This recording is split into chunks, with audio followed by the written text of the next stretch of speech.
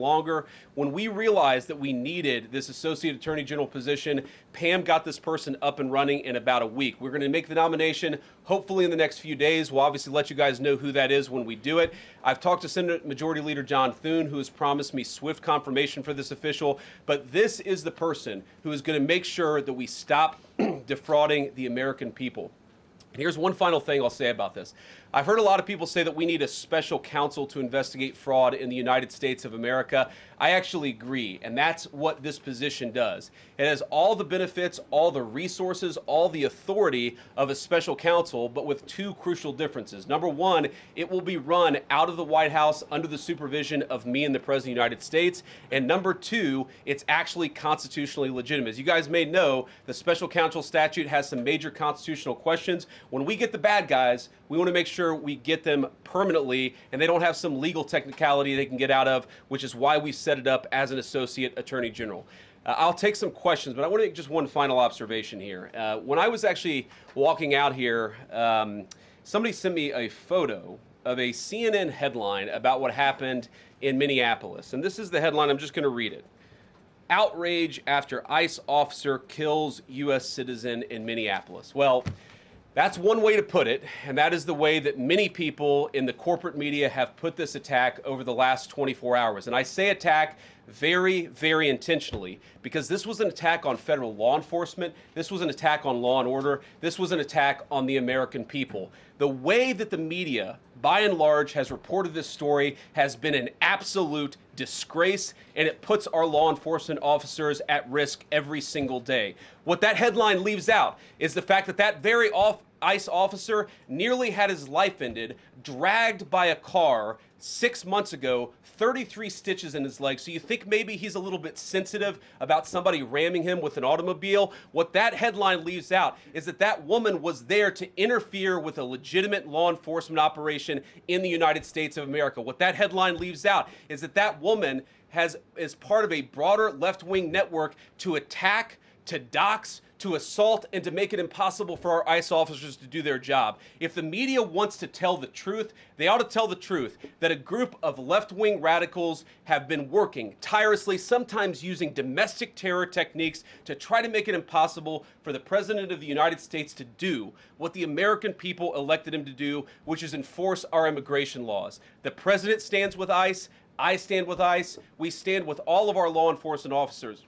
And part of that is recognizing that you people in the media, not everybody in this room, but many people in this room have been lying about this attack.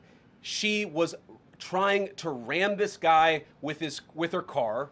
He shot back. He defended himself. He's already been seriously wounded in law enforcement operations before, and everybody who's been repeating the lie that this is some innocent woman who was out for a drive in Minneapolis when a law enforcement officer shot at her, you should be ashamed of yourselves. Every single one of you. Questions? Thank you, Mr. Vice President. I wanted to read a quote from Tim Walz earlier today. He said, "When things looked bleak, it was Minnesota's first that held the line for the nation on July 3rd, 1863, and I think we may be in that moment now." Can you comment on his rhetoric and Mayor Jacob Frey and whether they want to see unrest in Minneapolis? Well, that's very tough rhetoric from a guy who just quit because his fraudulent activities have been uncovered. Look, Tim Walz is a joke. His entire administration has been a joke. The idea that he's some sort of freedom fighter, he's not. He's a guy who has enabled fraud and maybe, in fact, has participated in fraud. That's what this new Assistant Attorney General position is going to find out. I don't care what Tim Walz says. I care about getting to the bottom of this fraud for the American people, and I care about enforcing the nation's immigration laws. That's what we're going to stay focused on. On a related question here, I mean, Democrats have accused ICE of murder. They've said they're targeting Americans. They've told ICE to get the F out of Minnesota. This is going to stoke the fire against ICE agents, and you're talking about ICE agents right now and being concerned about them. What, if anything, is the administration going to do to make sure these folks are protected during these protests? But also, should DHS sort of revisit their procedures here? I mean, nobody wants to see an American killed. Are there changes that need to be made to make sure something like this doesn't happen again? Look, first of all, of course, nobody wants an American citizen to be killed. This is absolutely a tragedy, but it's a tragedy of the making of the far left. They have radicalized a very small segment of the population, taught them that ICE agents are engaging in wide-scale violation of people's rights. What our ICE officers are doing is deporting the millions of criminal aliens that were let in during the Biden administration. So number one, we have to say, as a matter of leadership, and I would appreciate if the Democrats would join me on this, let's be honest about the fact that we have way too many illegal aliens in this country. Our ICE officers should be supported in doing their job. You're trying to actually marshal the far left lunatic fringe to engage in doxing, to try to make it impossible for them to enforce the law, and in some cases actually to engage in acts of domestic terrorism against our law enforcement officers. When you talk about different plans, different protocols, different policies, I forget exactly how you asked the question. Here's the simple fact. What we're going to do is make it easier for the American People's Administration to enforce the American People's law. And that means that Democrats have to stop rallying the mob against legitimate law enforcement operations, and that means that we are going to get tougher, and that's what this AAG position is about. We're going to get tougher at the people who are defrauding the United States by inciting violence against our law enforcement officers. That's one of the things that we're going to do. We've already started that work at the Department of Justice, but we're going to keep on doing it, and this new AAG position is going to kick that into high gear. Vice President Vance, you just suggested that this woman who was killed, Renee Good, is part of a broader left-wing network. Who do you think is behind this broader left-wing network? Well, it's one of the things we're going to have to figure out, but here's the way that I put it. When somebody throws a brick at an ICE agent, or somebody tries to run over an ICE agent, who paid for the brick? And who told protesters to show up and engage in violent activity against our law enforcement officers? You see, just with this most recent terrible incident in Minneapolis, you see friends of this woman's or other people who are eyewitnesses saying basically that she was there to engage in obstruction of a legitimate law enforcement operation. How did she get there? How did she learn about this? There's an entire network, and frankly, some of the media are participating in it, that is trying to incite violence against our law enforcement officers. It's ridiculous, it's preposterous, and part of our investigatory work is getting to the bottom of it. Who's funding it? Who's supporting it? Who's cheerleading it? And of course, if there's illegal activity related to that, we're going to get to the bottom of that and prosecute it where we can. Mr. Vice President, thank you for taking questions today. Is there a risk with you describing her as a deranged leftist, talking about very specific facts of these events, when an investigation is just beginning? Are you preempting a thorough investigation by drawing such conclusions? And have you received any information beyond the videos we've seen publicly about this individual, her specific acts, that has informed your point of view?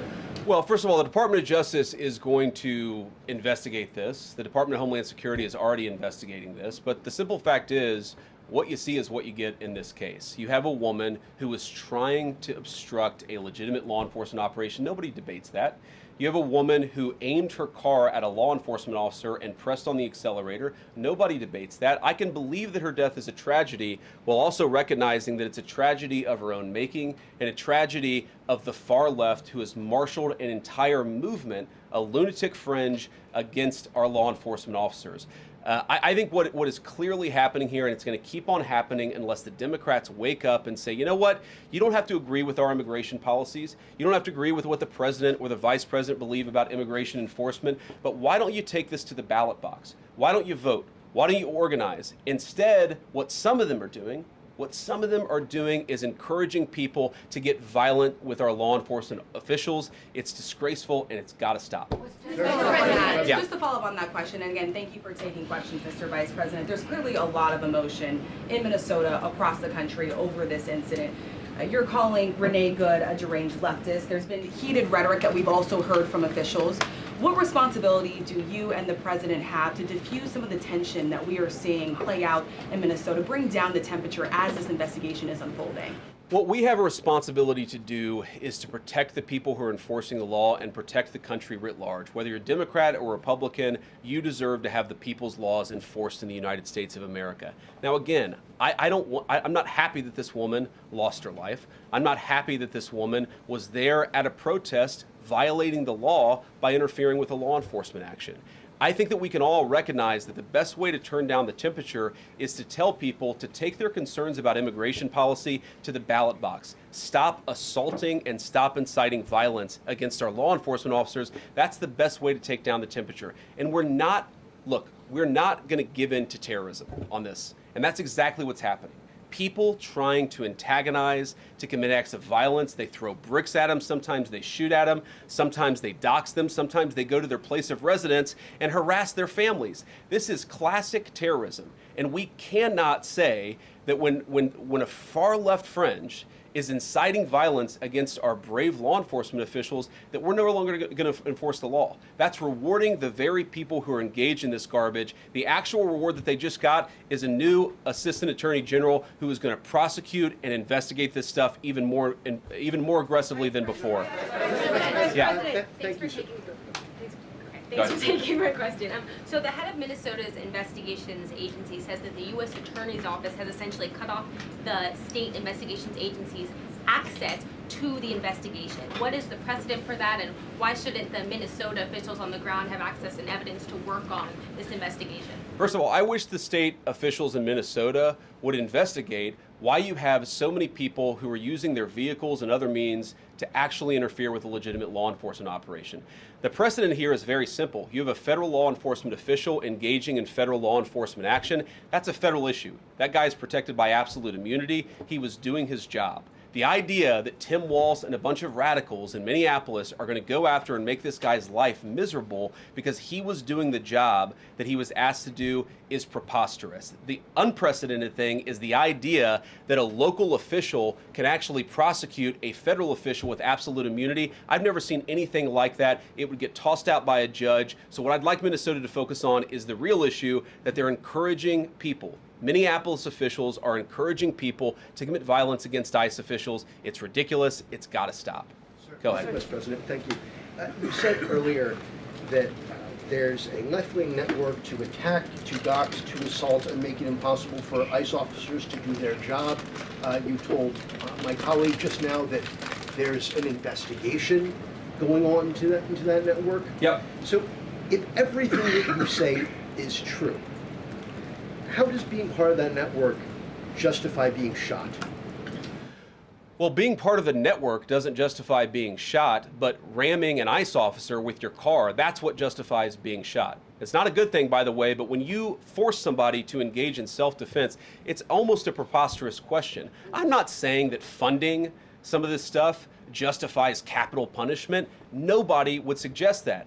The reason this woman is dead is because she tried to ram somebody with her car and that guy acted in self-defense. That is why she lost her life, and that is the tragedy. Now, there may be other violations of the law and other penalties that are associated with those violations of the law. For example, if you are funding violence against our law enforcement officers, I'm not a prosecutor. My guess is that's not the sort of thing that earns capital punishment, but it should sure as hell earn you a few years in prison if you're funding the effort to try to assault our law enforcement officers.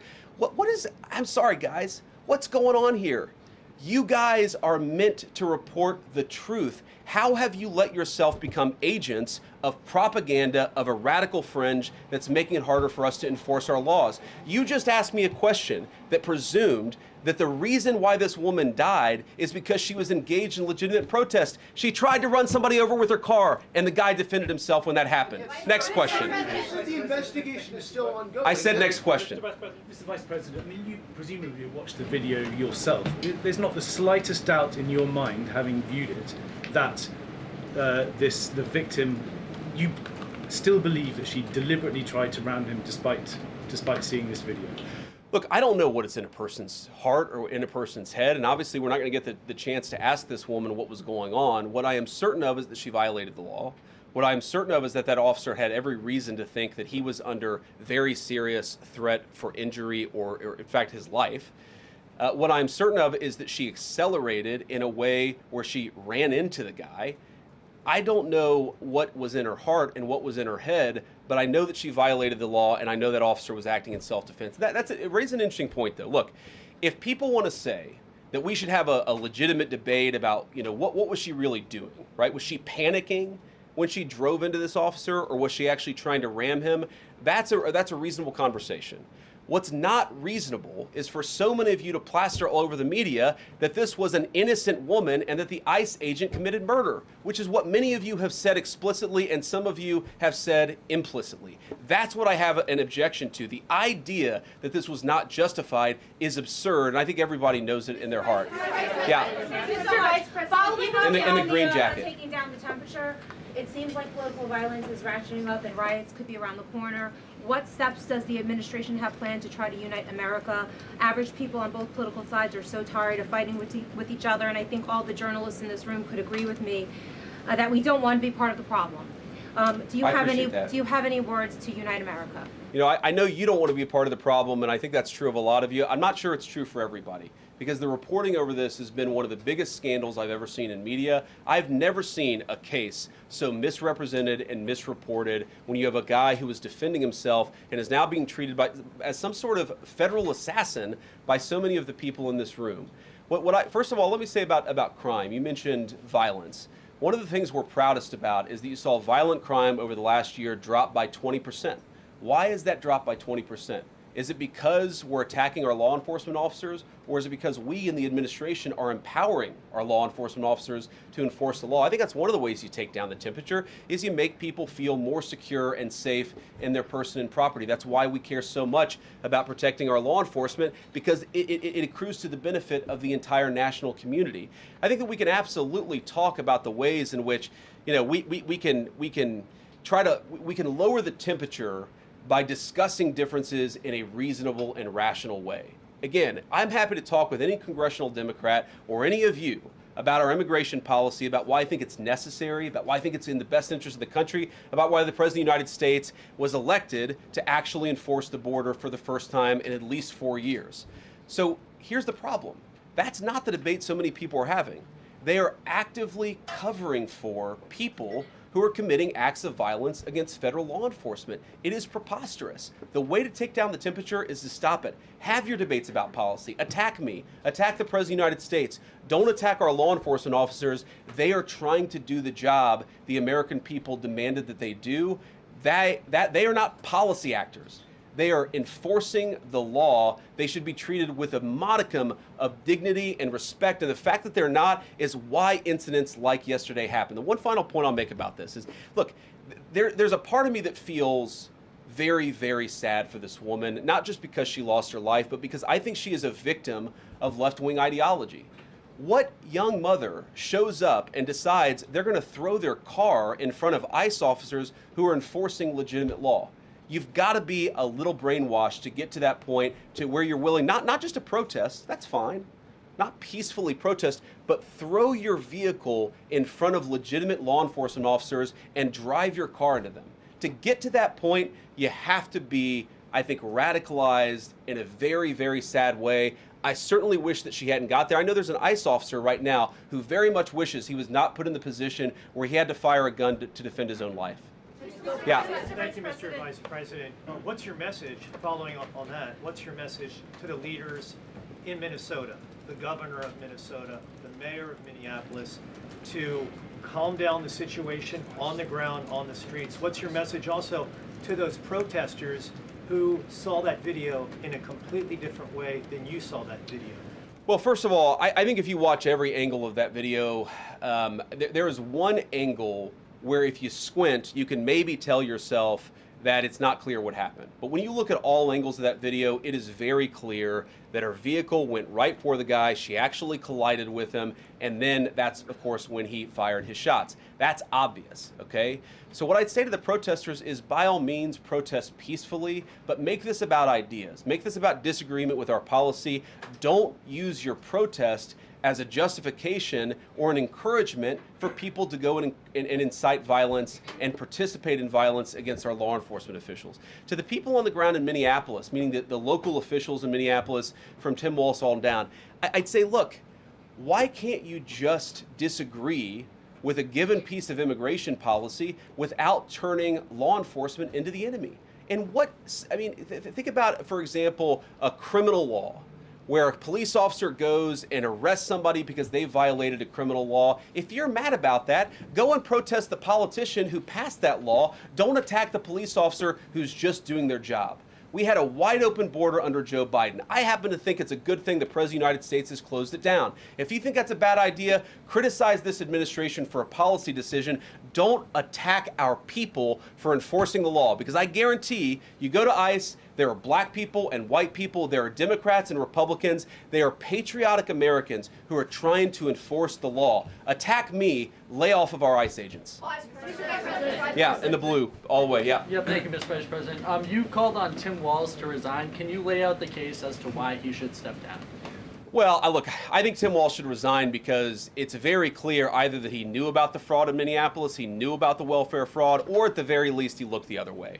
I mean, this is not this is not like Lex Luthor, right? This is not movie villain fraud. This is the lowest IQ possible fraud. This is, we're going to take kids, or sorry, we're going to take the absence of kids and set up a daycare center where there are no children, and we're going to call our early childhood education center the Quality Learing Center.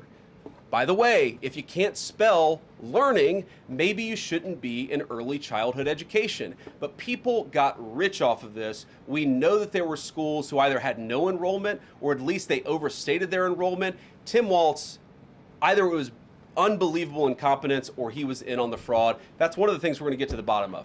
Sir. Thank you, Mr. Vice President. Can you explain the difference between this Associate Attorney General and a special counsel? And do you envision this being a permanent position or having more of a limited scope? Well, it's going to be permanent until we get to the bottom of what's going on, so I think it's going to last for at least the remainder of the administration. What's different about it from a special counsel is, if you remember, the Jack Smith case where the special counsel was found unconstitutional, one of the big issues there is that that person was not an appointed person, completely aside from all the other issues that the person was a lunatic and that the case had no merit. There was a fundamental constitutional issue, which is that he had not been appointed by the president and he had not been confirmed by the United States Senate. An assistant attorney general, what that's going to allow us to do is appoint this person, have them confirmed by the Senate. That's one difference. The more substantive difference is that this person is going to be part of a very broad interagency White House that's being led from the President of the United States on down. And that's going to give him the resources, the access to material and information to make this person more effective. I think a lot of people have asked, how are you really going to get to the heart of the fraud? We've been asking ourselves that question for the past couple of months,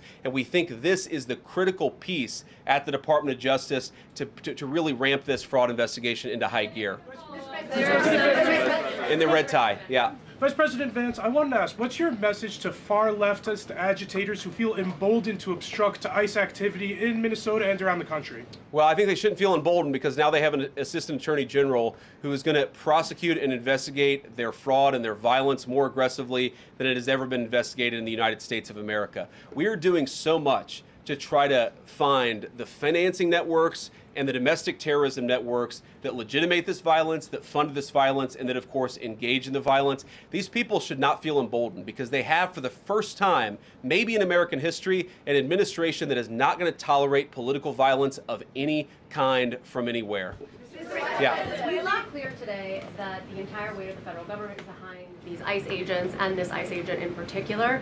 There is still a federal investigation happening on the ground. Does that mean that they are not looking into this ICE agent at all? They are just focused on the woman who was in the car? What is the investigation if the federal government has already determined that its weight is behind this ICE investigation? So what do you mean? When you say investigation, do you mean investigation of the shooting yesterday or of the fraud that's happening in Minneapolis? Yesterday. Okay, look, DHS, as I understand it, has an investigation already ongoing. I know that other organs of our government are looking at this. So yes, there's certainly an investigation that's happening right now.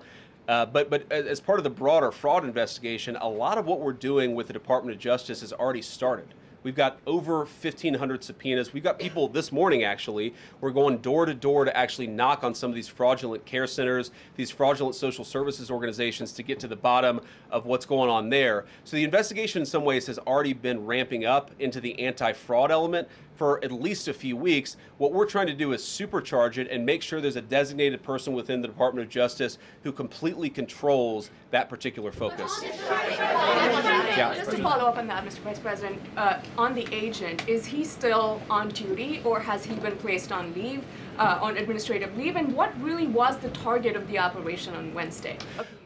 ICE operation on Wednesday? Well, first of all, it was a legitimate law enforcement operation. We were going door to door to try to find criminal illegal aliens and deport them from the United States of America, because if you come to our country illegally in violation of our immigration laws, then we have the mandate, and in fact we have the legal duty to enforce those immigration laws. Whether he's been placed on administrative leave, I don't know the answer to that question. I'd refer it to the Department of Homeland Security and they can follow up. I will say, look, I would appreciate everybody saying a prayer for that agent. Look, in the past 6 months, he has been hit twice by a motor vehicle. One time, the first time, it led to over 30 stitches and very serious injuries to his legs. This is a guy who's actually done a very, very important job for the United States of America. He's been assaulted, he's been attacked, he's been injured because of it. He deserves a debt of gratitude, and I think the media prejudging and talking about this guy as if he's a murderer is one of the most disgraceful things I've ever seen from the American media. Yeah. Vice President, what is your specific role in the future of Venezuela? And I'm wondering, could you confirm reports that the Director of National Intelligence, Tulsi Gabbard, was kept out of the planning for the operations because of her past concerns about military involvement in Venezuela? So I've heard a couple of things. One, that I was kept out of the planning for the Venezuela operation, that's false. And another, that Tulsi was kept out of the planning for Venezuela operations, that's completely false. Look, we're all part of the same team. And one of the things that is really amazing about that operation is that we kept it very tight to the senior cabinet level officials and related officials in our government. And we kept this operation secret for a very long time. I'm very proud of that. I think it suggests that the team works very well together. Well, looking ahead, what is my role? Look, my role is going to be whatever the president asks me to do. Has he asked you to do something yet? Well, every other day, I'm chairing the meeting that we do on this among White House principals to talk about next steps to try to ensure that Venezuela is stable, and as the president has directed us to do, to ensure that the new Venezuelan government actually listens to the United States and does what the United States needs it to do under our country's best interest. So I'm going to be as involved as the president wants me to be. So far, that's been very involved, and I'll keep on doing that so long as the president asks me to do it. In the purple. Yes. Even Mr. beyond the War Powers Sorry, resolution. we'll go purple and then we'll go pink or whatever that is in front. Royal purple. And then beige. All right. Okay. Are there any indications, you talked about the network, are there any indications that the lady who was shot, I know there are different reports from there, her wife said they were new to the area. Are there any indications she may have been a paid agitator, and maybe that there are others that were brought to the area, considering everything that's going on in Minneapolis? I wouldn't say that she was paid. I don't have the evidence to say that one way or the other. What I do know is that she was violating the law. And if you just look at the eyewitness accounts, they were saying she was there to prevent the enforcement of the law. She was trying to obstruct a legitimate law enforcement operation. That much is obviously clear. The rest of it, of course, is part of the reason why we investigate this stuff.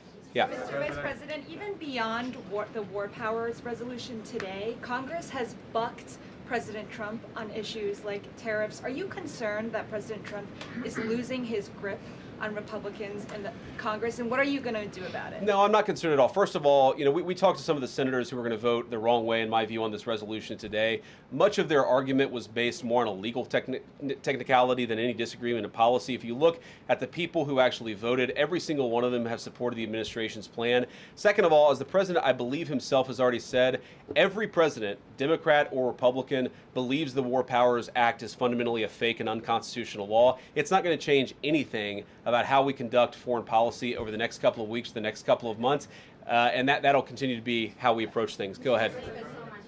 So we are seeing, regarding Iran, we are seeing the protests in Iran these days. The cities are begging for help from the U.S. and Israel, naming streets in the city after President Trump. It seems there is an opportunity here that may not come again. Will the United States stand by the citizens of Iran? And if Israel decides to strike again the nuclear sites in Iran, is the U.S. expected to take part? Well, look, we certainly stand by anybody who's engaged in peaceful protest, anybody who's trying to exert their rights for free association and to have their voices heard.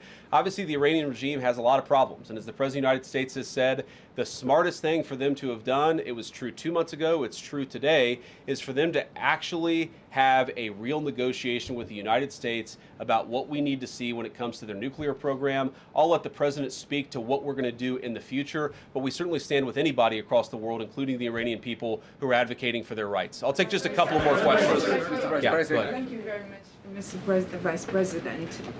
Concerning Venezuela, how would you assure the Caribbean region that they will remain a zone of peace? Because some member states in the region are concerned. Well, look, the president had a very productive phone call with the president of Colombia yesterday, and we continue to talk at all levels of government with a number of our friends in the Caribbean region.